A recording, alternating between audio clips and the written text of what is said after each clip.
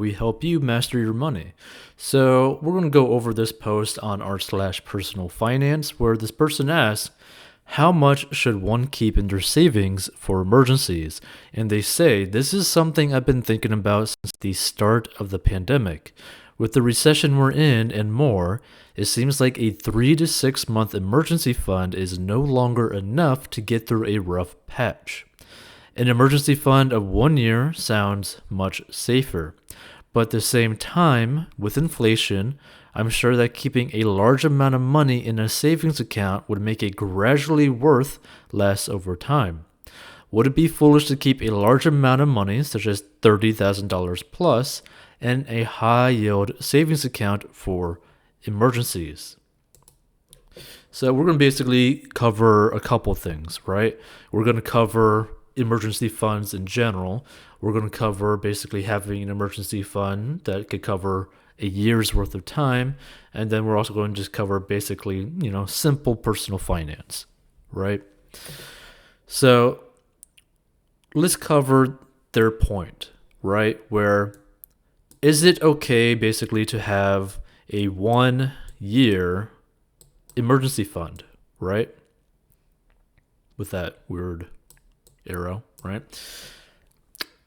The thing is, yes, it is fine, right?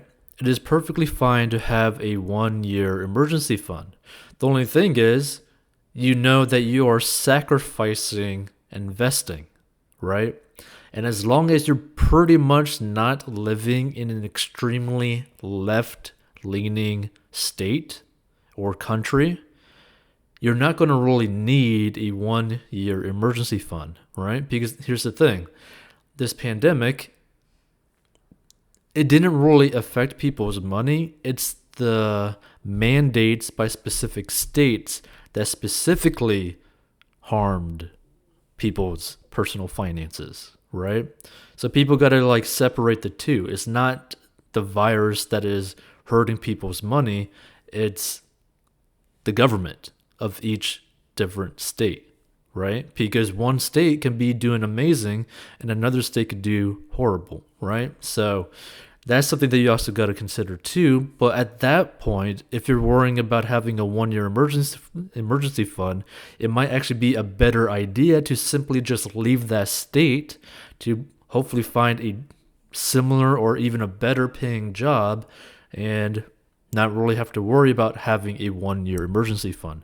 So that's something that you got to understand too. I mean, if you're going to stay in that state, yeah, you're probably going to need a 1 year plus emergency fund to simply survive because they don't really allow anyone to work, right? So you got to keep that in mind. Now, there's also basically two forms of an emergency fund, right? So the first emergency fund that someone should actually have, right, is basically something about the $2,000 mark. Now, the reason why you want to have an emergency fund about the $2,000 mark is because this is basically an amount that pretty much anyone can technically get very quickly. You could basically sell pretty much anything that isn't nailed down at your house. You can go to basically scrap yards and basically ask hey, can I give you $10 and go search for something and maybe just pick it up. You could go to dumps. You could go to a whole bunch of different things. You could go to thrift stores. There's a lot of different ways to get $2,000 cash in your hand, right? There's a lot of different ways to do this. You could also do Uber Eats. You could do Uber, right? You could, I don't know, sell water bottles on the side of the street, right? You could literally ask 2,000 people for $1 and get $2,000, right? There's a lot of ways to actually get $2,000. Now, the thing is, it may not seem like a lot of money for an emergency fund, and that's the point. It's supposed to be a small amount. But the sad fact is that most people, specifically most people in the United States, do not even have $2,000 in their savings account. And to be even more precise, I believe almost 70% of the United States population doesn't even have $500 in their checking account to cover an emergency, right? So this $2,000 starter emergency fund is something that you really want to focus on first and foremost, right? You should not care about investing. You should not care about how to grow your wealth. You should not care about how to create passive income. You should not care about creating a business, right? You need this starter emergency fund, period. Regardless of any walk of life that you are in, you need this starter emergency fund, period. Because this is an emergency fund that is big enough to cover expenses so that you don't get into debt, right? So you don't have to use a credit card to get into debt. So that you don't have to take out a personal loan to cover these emergency expenses, right? And you don't have to ask your family for help. Because that's another thing. A lot of people get to a point where they can't even cover like a phone bill or their electric bill, and they got to ask their parents or their family members or even their friends or even their kids in a worst case scenario about needing some extra money to pay off something. So this $2,000 is not big, but it is big enough to get people into a little bit more stable position. Now, the reason why this is also small is because you need to focus on destroying your consumer debt. And this is something that many people get confused, and then many people also don't really understand the importance of this, right? So by consumer debt, what we mean is basically your credit cards, your personal loans like your car loans, right? And your student loans. And these student loans could be private or federal. It doesn't really matter. Now, some people get this weird perception that student loans is like an investment to their future, but it's really not. It's just basically a price that you agreed to pay someone regardless if you passed or not. So basically, it's just these colleges basically slap these students around with, it's like, oh, you got to just, come here. Our school is amazing. We're totally worth $100,000 in debt. No, you're not. So basically, people need to focus on paying down their consumer debt, which is, again, why this $2,000 starter emergency fund is the size that it should be, right?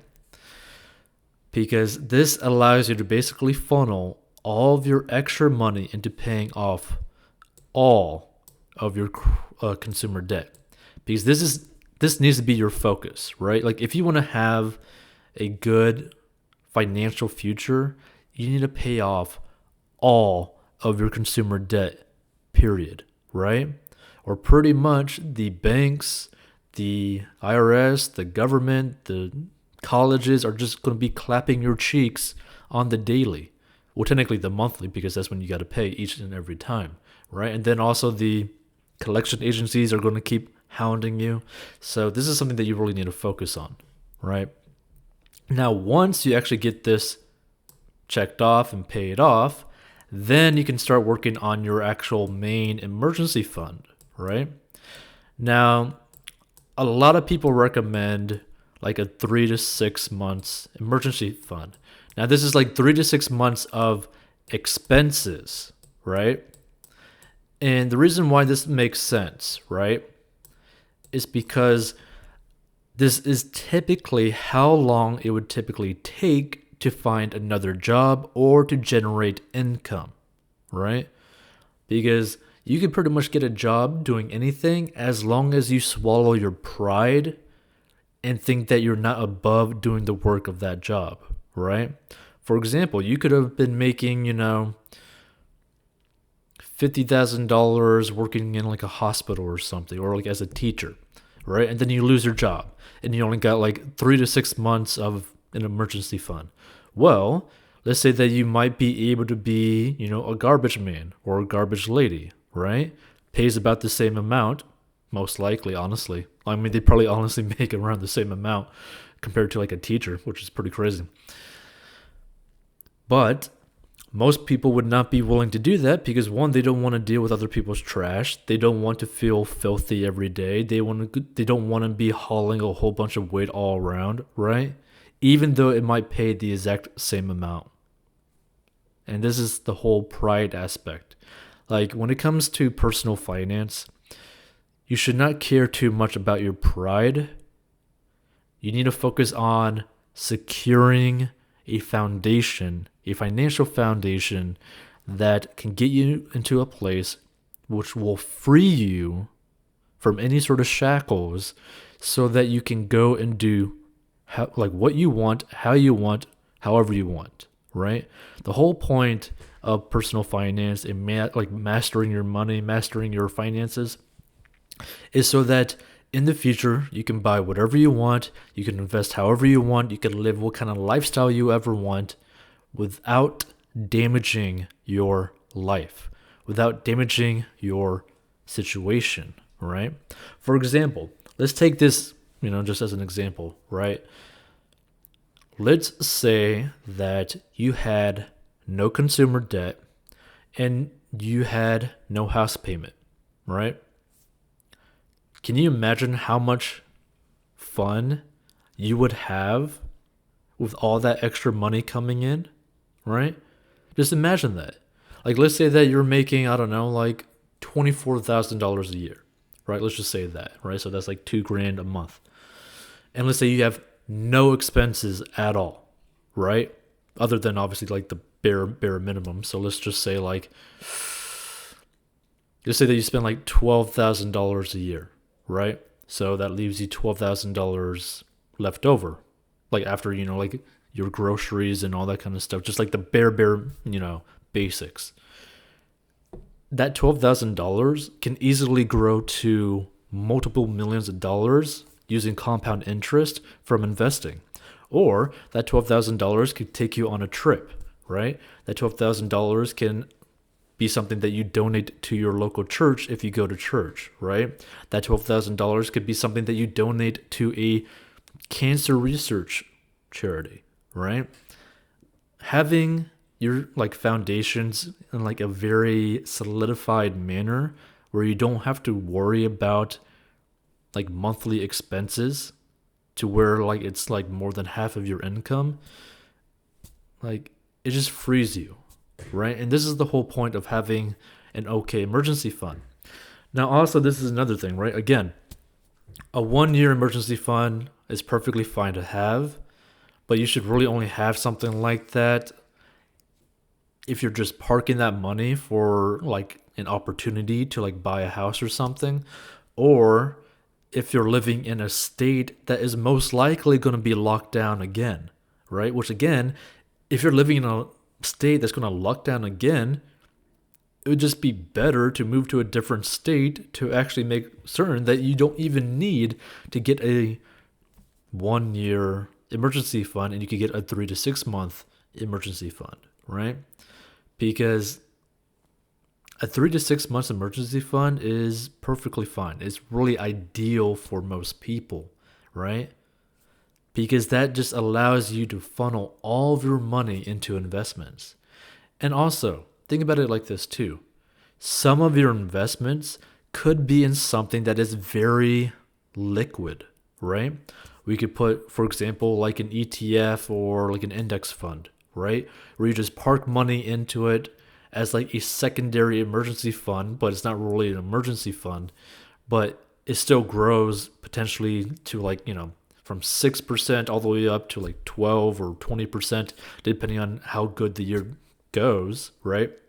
Which is far better than any savings account. But you could just snap your fingers, sell it, and you immediately have the cash available to you, right? So there's no reason to have a massive emergency fund in pretty much any situation. But if it's something if you're someone who is basically going to be mentally or emotionally limited by having less than a 1-year emergency fund to the point where it's crippling to you, right? Because some people are like that. Some people have the type of personality where they don't feel comfortable or even safe until a certain point, right? If that's you, if you're dealing with that type of mentality, then go ahead and just have a 1-year emergency fund after you do the 2K and pay off your consumer debt. After that, yeah, go ahead and have a 1-year emergency fund and feel safe for the rest of your life. But you got to make sure to also invest for your future and all that. So just keep that in mind. There's a lot of different ways to look at this, but there's nothing wrong with having a 1 year emergency fund again, right? There's literally nothing wrong. By the way, if you want to learn more about personal finance, make money, all that kind of stuff, right? Mastering your money, feel free to check out 40inbox.com for personal finance lessons and courses. Feel free to contact us at 40inbox.com with any personal finance questions that you have, and we'll basically make it into an episode because hopefully we can help as much people as we can, right? Feel free to listen to this on the podcast as well in the description. Feel free to hit the like button, subscribe for more personal finance lessons, and stay tuned for more.